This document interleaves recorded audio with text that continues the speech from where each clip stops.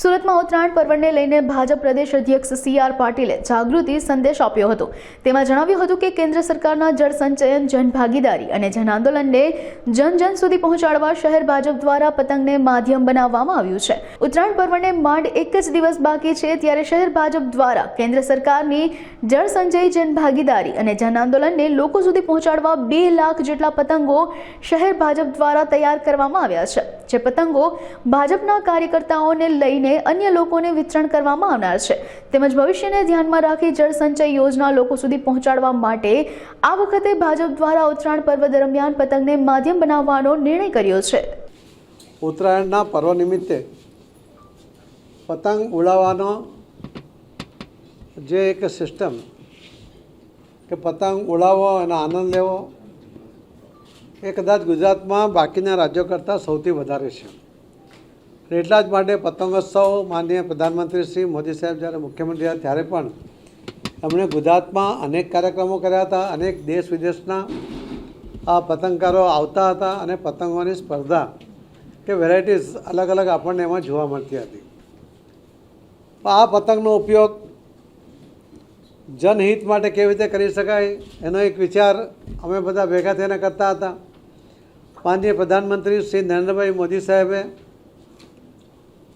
Catch the rain આ એક project જ્યારે જાહેર કર્યો હતો 2021 માર્ચમાં, અને એને આગળ વધારવા માટે એમણે જળ સંચય, જન ભાગીદારીથી જન આંદોલનમાં પરિવર્તિત કરવા માટેનું આહ્વાન કર્યું હતું અને એનો ખૂબ સારો રિસ્પોન્સ પણ મળ્યો।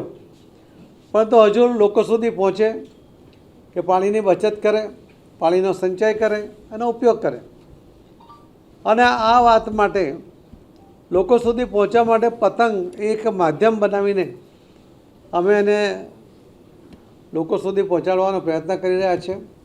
માનનીય પ્રધાનમંત્રી શ્રી નરેન્દ્ર મોદી સાહેબનો આ વિચાર એ ઘર ઘર સુધી પહોંચે એના માટે અમે લગભગ સુરતમાં 2 લાખ જેટલા પતંગો અહીં બનાવ્યા છે અને એનું વિતરણ કરવાના છે। આપણે જોયું છે કે બાળકો કપાયેલા પતંગ લેવા માટે પણ દોડતા હોય છે, એને પતંગ કપાયેલા પતંગ પાછળ દોડવું ન પડે, એના કારણે કોઈ અકસ્માત ન થાય, એની પાછળનો ઈરાદો પણ આ છે કે દરેક બાળકને પણ એને જોઈતા પતંગો મળી જશે। અને મુખ્ય જે સંદેશ લઈ જવાની વાત છે એ જ્યારે બાળકો કે યુવાનો જ્યારે પતંગ હવામાં ઉડાવશે ત્યારે એ જ્યાં પડશે ત્યાં આ એક સંદેશ મોદી સાહેબનો એમાં જોવા મળશે।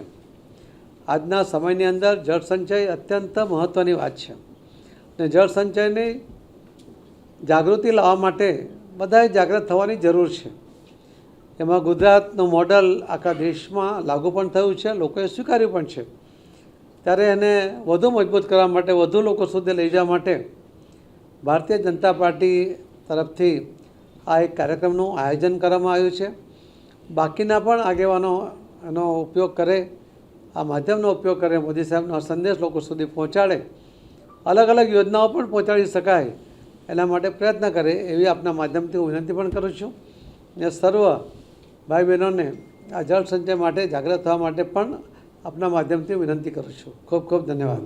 જળશક્તિ ખાતાના કેબિનેટ મંત્રી આદરણીય CR પાટીલ સાહેબ અને ભારતીય જનતા પાર્ટી ગુજરાત પ્રદેશના આદરણીય અધ્યક્ષ પણ છે, એમણે પોતાના જે મંત્રાલય છે એમની જે એક ઝુંબેશ ઉપાડી છે, કેચ ધ રેન, જળ સંચય, જન ભાગીદારી, જન આંદોલન, જળ એ જીવન, જલ હૈ તો કલ હૈ, આ થીમ આધારિત આ ઉત્તરાયણની અંદર પતંગો બનાવ્યા છે। ભારતીય જનતા પાર્ટીના કાર્યકરો માટે અમને પણ આપ્યા છે અને આપ બધાને પણ આપવાના છે।